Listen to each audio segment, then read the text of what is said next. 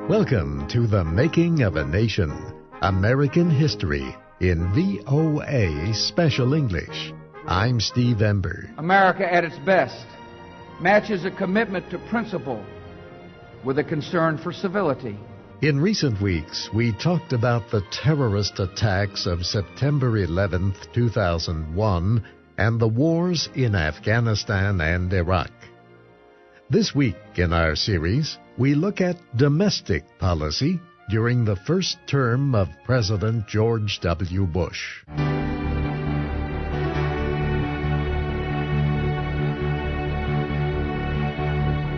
Bush, the Republican nominee, defeated Vice President Al Gore, the Democratic candidate, in the presidential election of 2000. A dispute over the ballot count in Florida delayed the declaration of a winner and only added to political divisions in the country. The results in Florida were extremely close. 5 weeks passed as courts considered the issues. Finally, a conservative majority on the United States Supreme Court settled the matter. George Bush was to be president.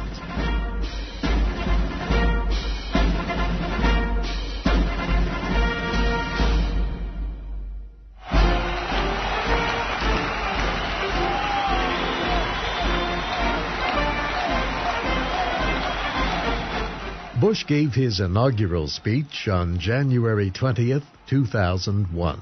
With a simple oath, we affirm old traditions and make new beginnings.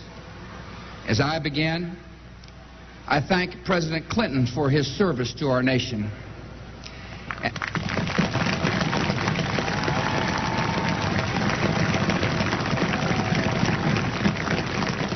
And I thank Vice President Gore for a contest conducted with spirit and ended with grace. The new president spoke of American ideals. The grandest of these ideals is an unfolding American promise that everyone belongs, that everyone deserves a chance, that no insignificant person was ever born. And he called on Americans to care for and respect each other. Today we affirm a new commitment to live out our nation's promise through civility, courage, compassion, and character. America at its best matches a commitment to principle with a concern for civility. A civil society demands from each of us goodwill and respect, fair dealing, and forgiveness.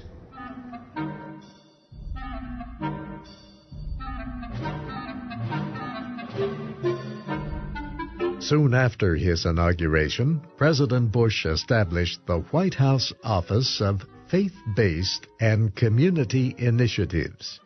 The goal was to fight problems like homelessness and drug abuse with the help of social agencies connected to religious groups.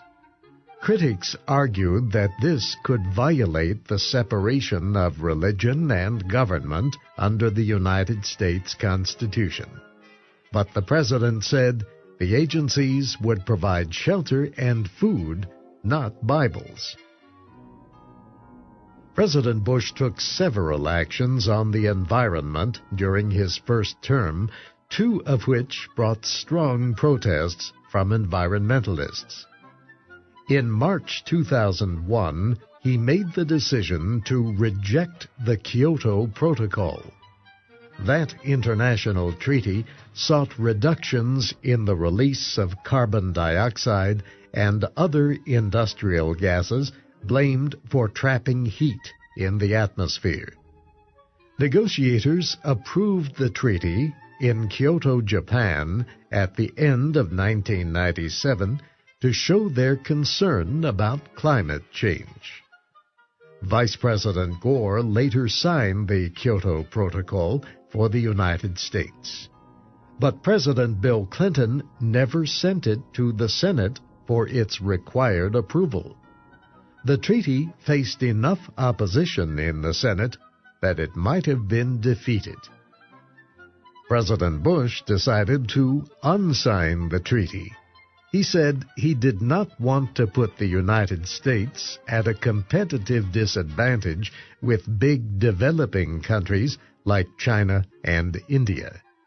Those countries would not have been required to cut the large amounts of greenhouse gases they were producing. Bush said the agreement was unfair and would harm American industry at a time when the economy was weakening. Critics said the president's decision would harm the environment and set a bad example for the world. Another environmental issue concerned exploring for oil and natural gas. The president supported a measure to allow drilling in a wildlife refuge in the state of Alaska. He said doing so would reduce American dependence on foreign oil. Opponents argued that it would destroy wildlife in some of America's most beautiful natural surroundings. In the end, the environmentalists won. Congress did not approve the drilling. One of President Bush's major domestic goals was improving America's public education system. In January 2002, he signed legislation passed by Congress called the No Child Left Behind Act. We owe the children of America a good education, and today begins a new era, a new time in public education in our country. As of this hour, America's schools will be on a new path of reform and a new path of results. The law increased the role of the federal government in an area where Americans have traditionally defended local control, public education. No Child Left Behind had several goals: to help poor and minority students improve their performance, to provide choices for parents with students in low-performing schools, and to increase money for schools in low-income areas. The law required all students in grades 3 through 8 to be tested every year in reading and math. It held schools responsible for showing that all students were making progress based on standards chosen by the states themselves. No Child Left Behind had many supporters, but critics said the expectations were unreasonable and that teachers might just teach to the test.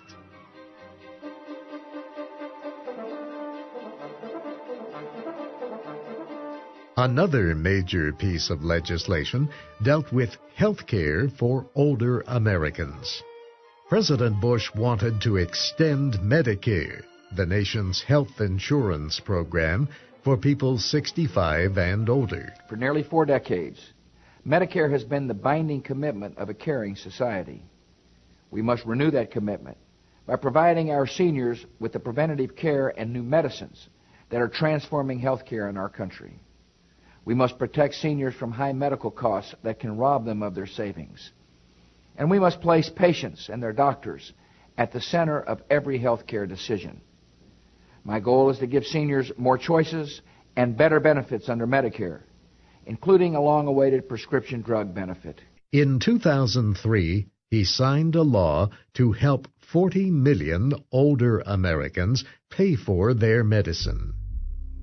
On another issue, he banned federal funding for research on any new stem cells taken from human embryos. But he agreed to allow the first federal spending on research on existing lines of embryonic stem cells. Such cells interest some medical researchers because they can grow into different kinds of cells. But opponents object, for moral and religious reasons, to destroying embryos for the purpose of harvesting stem cells.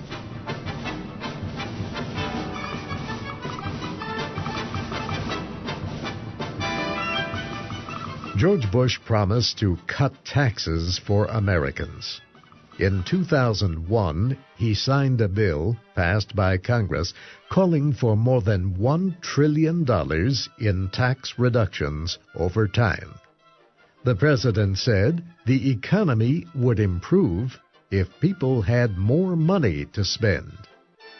In 2003, Congress passed $350 billion in additional tax reductions. That was less than half of what the president had proposed. In 2002, President Bush signed a law that increased punishments for financial dishonesty by companies. The new law also established an independent group to oversee the accounting industry.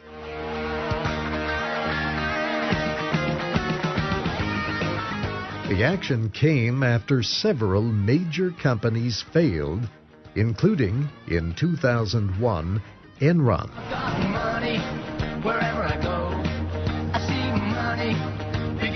Enron had grown into America's leading energy company. In the canyons of downtown Houston, home to the country's energy giants, a sense of gloom surrounds this one.